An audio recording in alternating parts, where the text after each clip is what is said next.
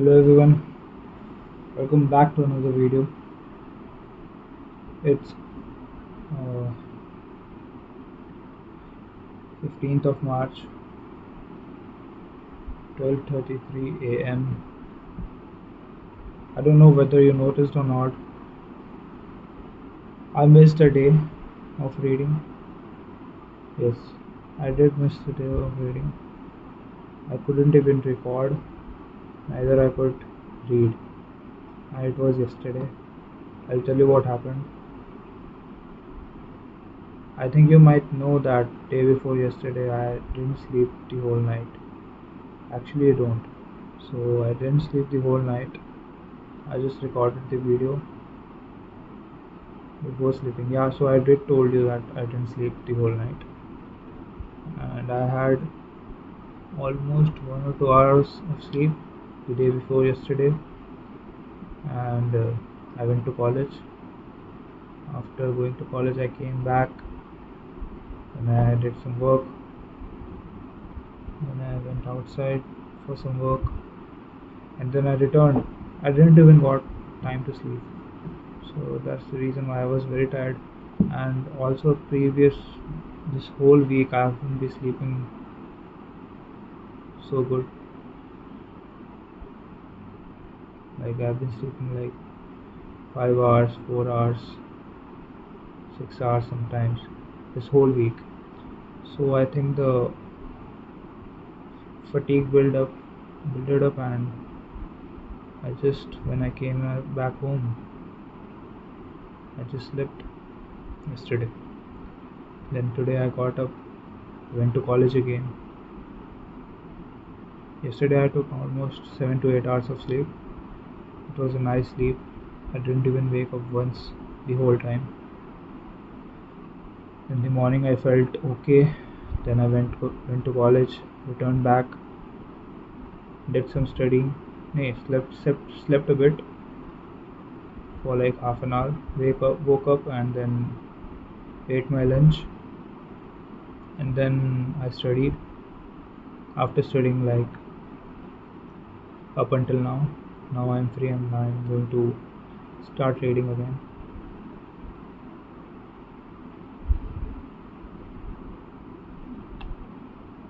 So let's start without wasting any further time, because I don't think my phone is even charged that much. Oh, I might be too close to the camera. Sorry for that. And let's start. What's the time? What's the charging?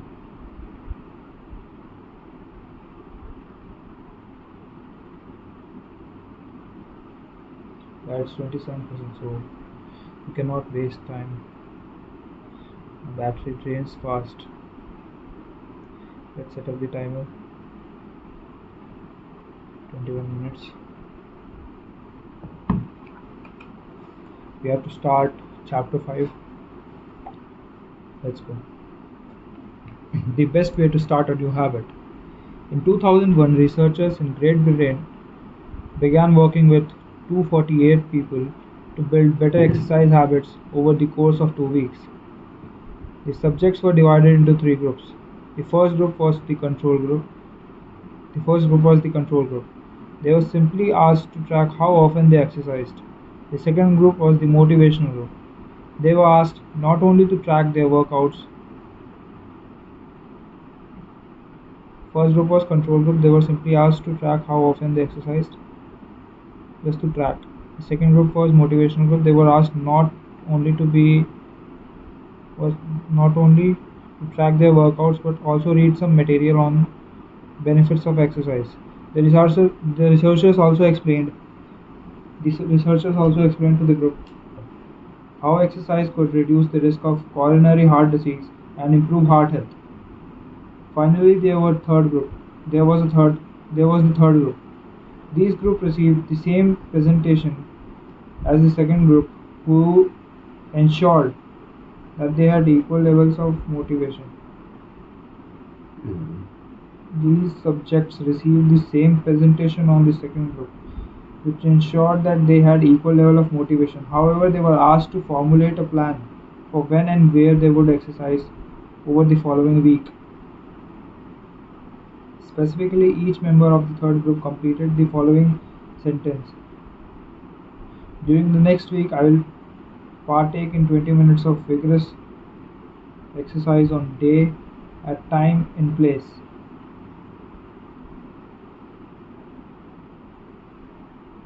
In the first and second groups, 35 to 38% of people exercised at least once per week. Interestingly, the motivational presentation given to the second group seemed to have no meaningful impact on the behavior, but 91% of the third group exercised at least once per week, more than double the normal rate. The sentence they filled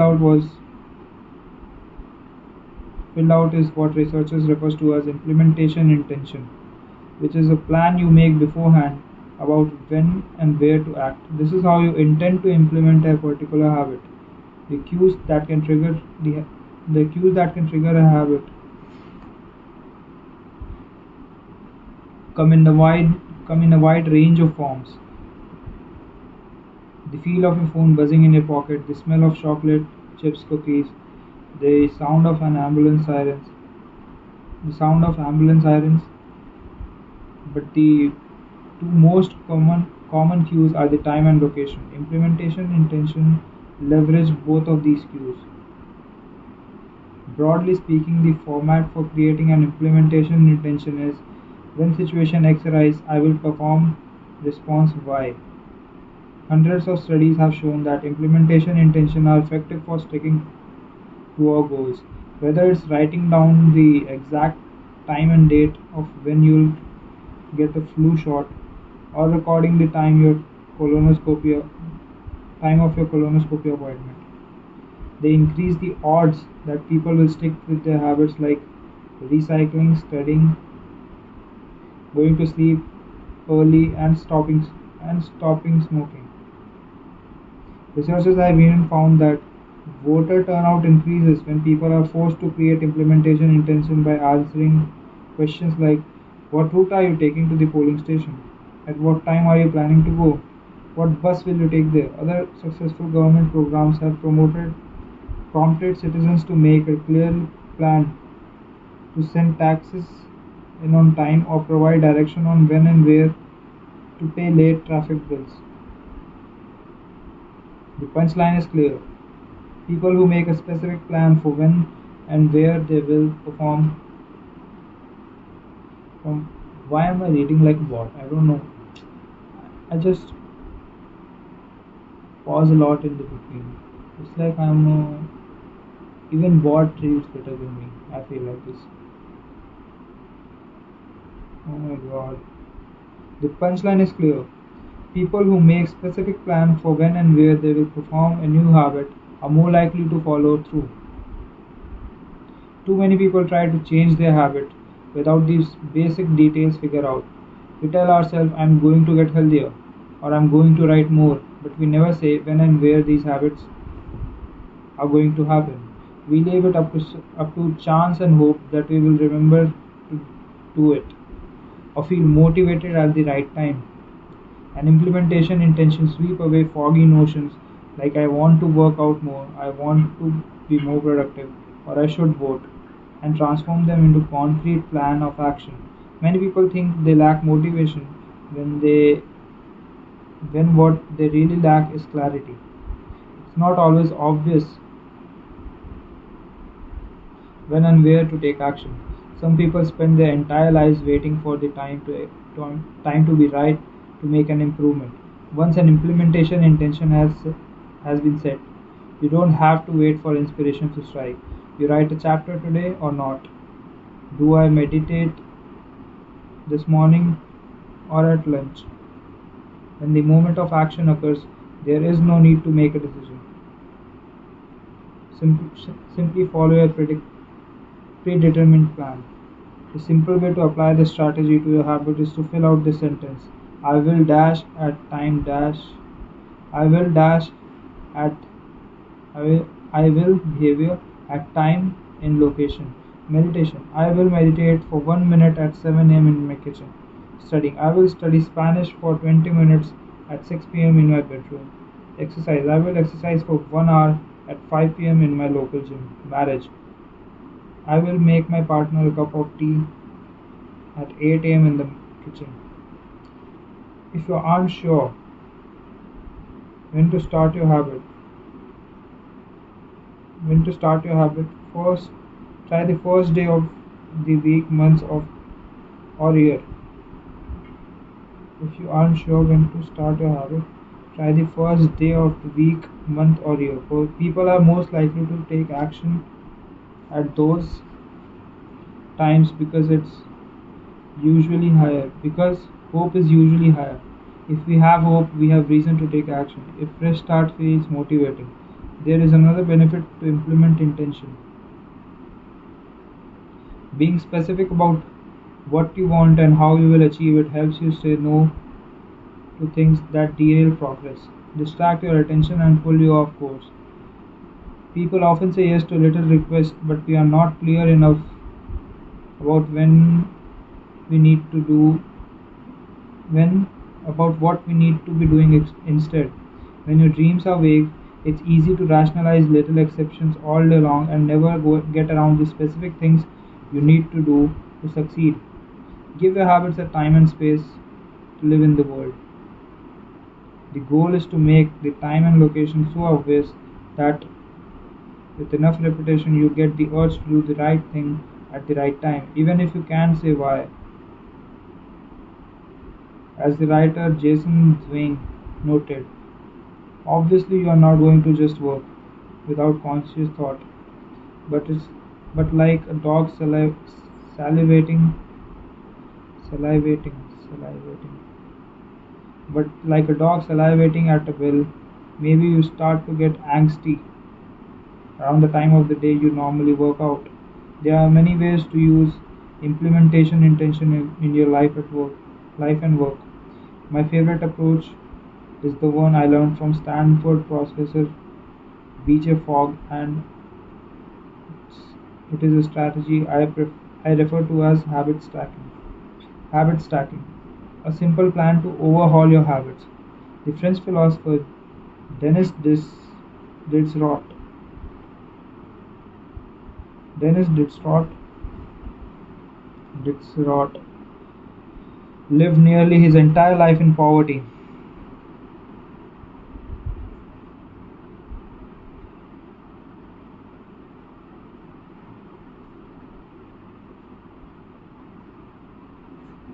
My charging is finishing.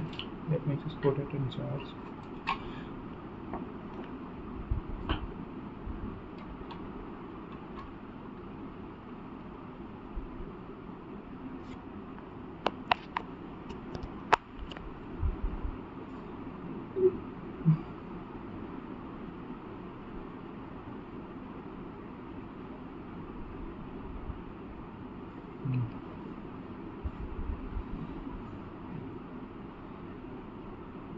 In poverty, but that all changed one day in 1965.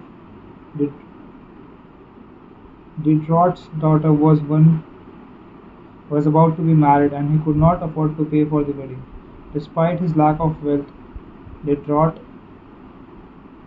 was well known for his role as a co-founder and writer of Encyclopedia, one of the most comprehensive encyclopedias of the time. When the Great, when Catherine the Great, the Empress of Russia, heard of Diderot's financial troubles, her heart went out to him. She was a book lover and greatly enjoyed his encyclopedia. She offered to buy Diderot's personal library for €1,000, more than $150,000 today. Suddenly, Diderot had money to spare. With his new wealth, he did not only pay for the wedding but also acquired a scarlet robe for himself. Diderot's scarlet robe was beautiful, so beautiful in fact that he immediately noticed how out of place it seemed when surrounded by his more common possessions. He wrote that there was no coordination, no more unity, no more beauty between his elegant robe and the rest of his stuff. Detroit soon felt the urge to upgrade his position.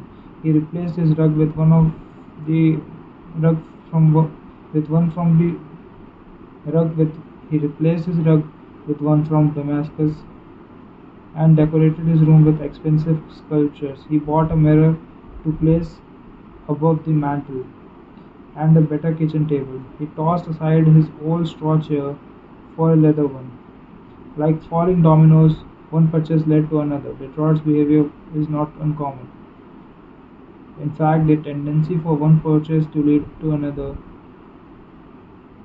has one name: the Detroit effect. The Detroit effect.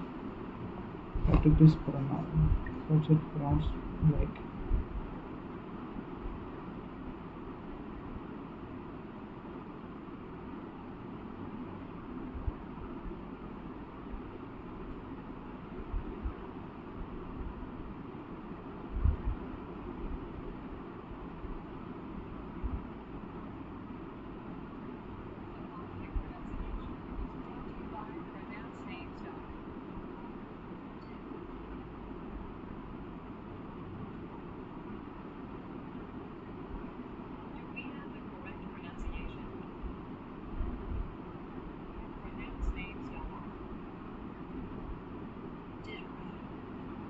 Detroit. Detroit. Detroit.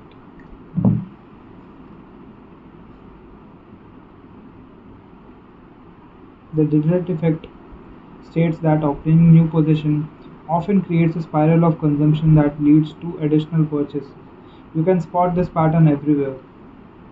You buy a dress and have to get new shoes and earrings to match. You buy a couch and suddenly question the layout of your entire living room. You buy a toy for your child as soon as you find yourself purchasing all the accessories that to go with it. It's a chain reaction of purchases. Many human behavior follow this cycle.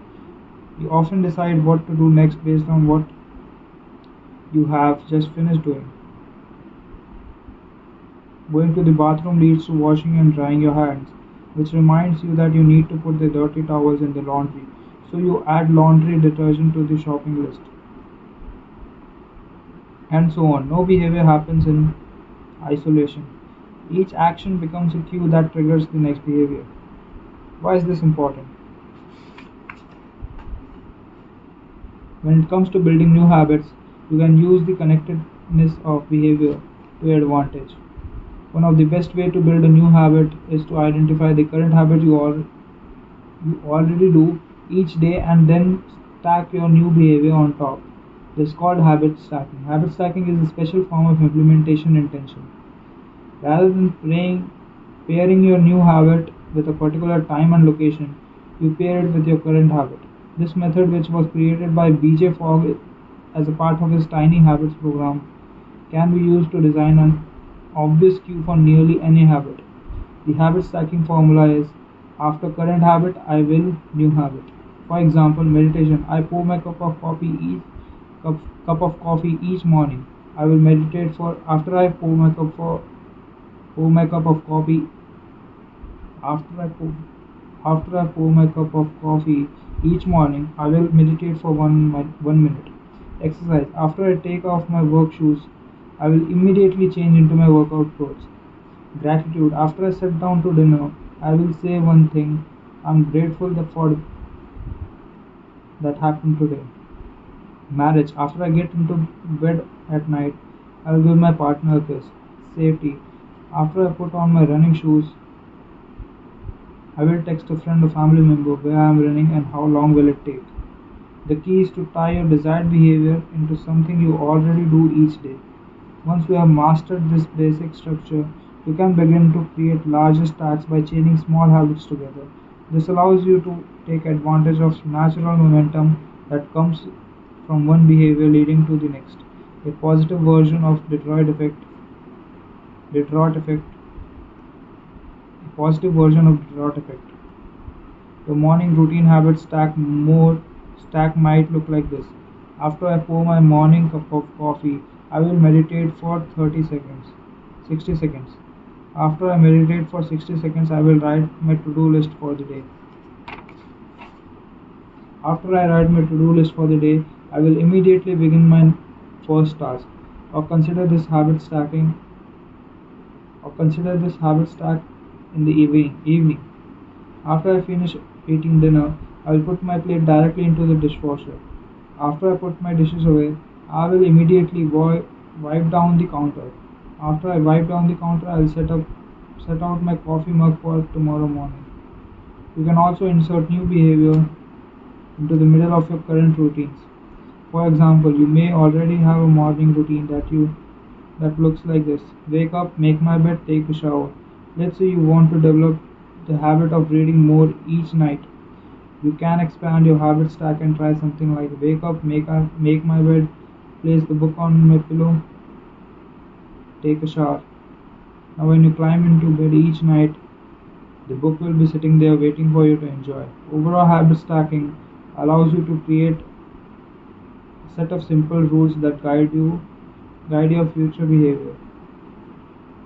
It's like you always have a game. It's like you always have a game plan for which habit should come next. Once you get comfortable with this approach, you can develop general habit stacking guide to guide you whenever the situation is appropriate. Exercise. When I set when I see a set of stairs, I will take them instead of using the elevator. Social skill. When I walk into a party, I will introduce myself to someone I don't know yet. Finances. When I want to buy something over $100, I will wait 24 hours before purchasing. Oh.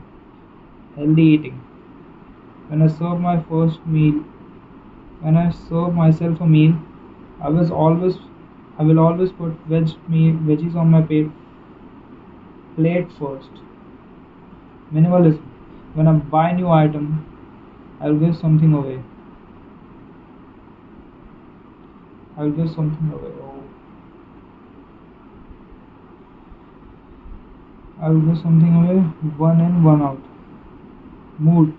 When the phone rings, I will take one deep breath and smile before answering. Forgetfulness. When I leave a public space, I will check the tables and chairs to make sure I don't leave anything behind.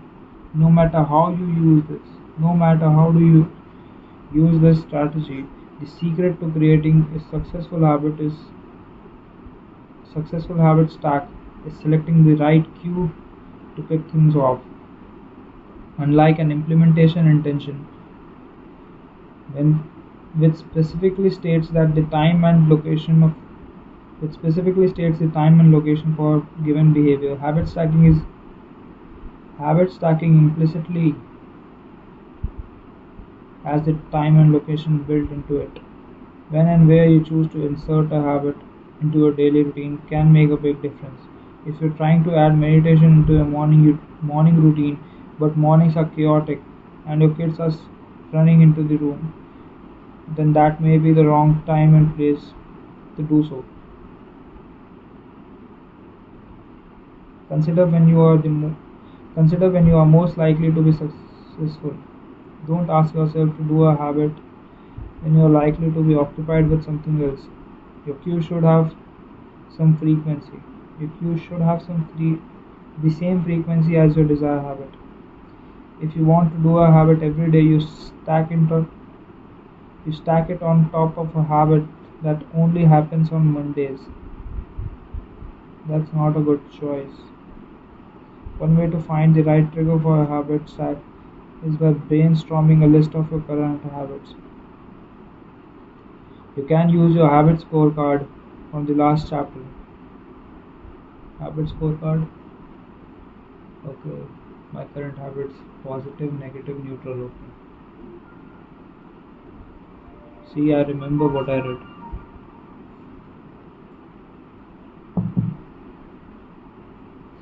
Every day, that only happens on from the last chapter as a starting point. Alternatively, you can create a list with two columns. In the first column, write down the habits you do each day without fail. For example, get out of bed, take a shower, brush your teeth, get dressed, brew a cup of Coffee. I'm calling coffee as coffee. I don't know. Eat breakfast. Take the kids to school. Start the work. Start the work day. Eat lunch. End the work day. Change out of work clothes. Sit down for dinner. Turn off the lights. Get into bed.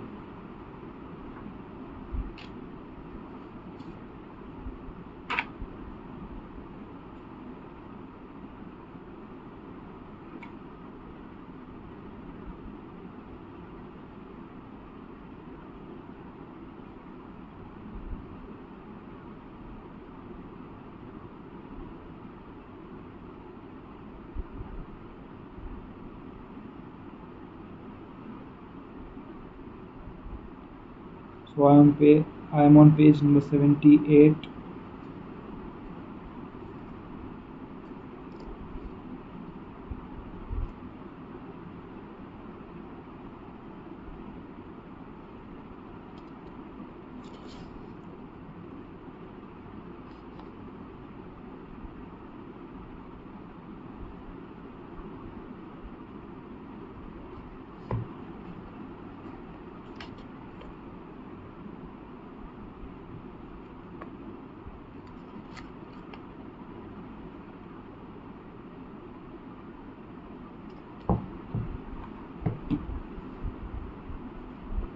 Right?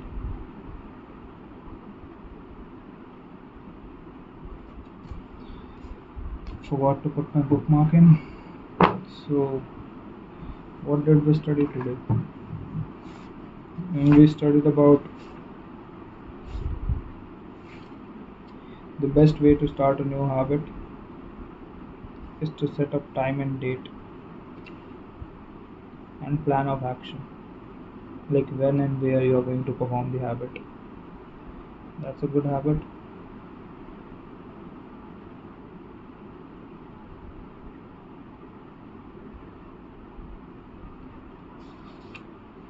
I just then instead of that he gave second option to stack habits on top of each other. Like if you have a habit right now, like of brushing your teeth, after that you can add no, like after showering you can add a habit of meditation. Like after placing your coffee into the brewer, you can keep a habit of reading a book, or before going to bed you can keep the habit of, I don't know, doing your nighttime skin routine. Many people do that. I don't. I'm not judging them in any way by any way. I'm not judging them by any means, but I'm just stating that I don't do it. Do it. So we told about habit stacking. Stack habits on top of each other and create an unintentional time and date. Like you have a habit, you perform it every day on a single date and time. Every day on a specific date and time, and you perform it. You don't look out for the date, you just look out for the habit you already perform and stack another habit on top or bottom of that habit. So you are bound to follow it, just like the intentional intensity. Was it? What was the name of the implementation intention? It's very similar to implementation intention. Like it's an application of implementation intention only. Habit stacking.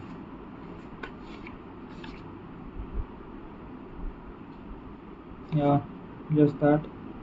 And then habit stack.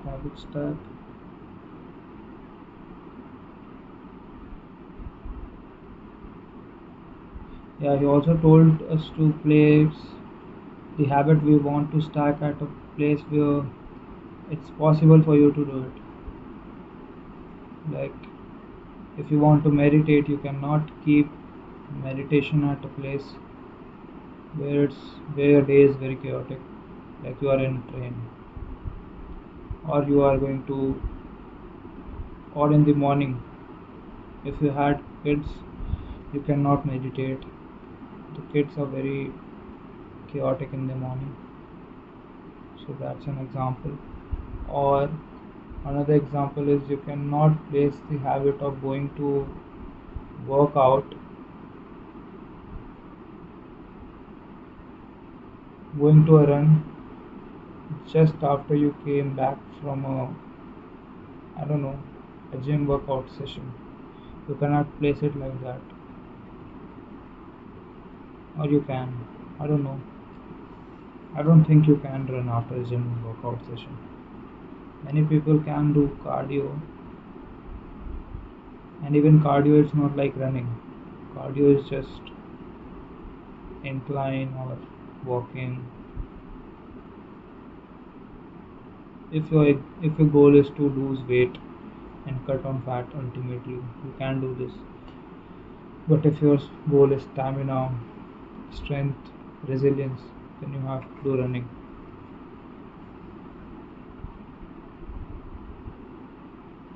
Yeah, so he told us to list out our current habits and find the best place for a habit to be placed at.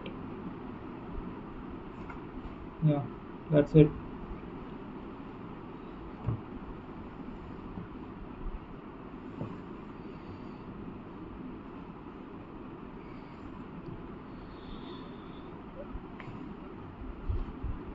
If you have any suggestions, please comment down, and let's meet you tomorrow, hopefully. Until then, goodbye.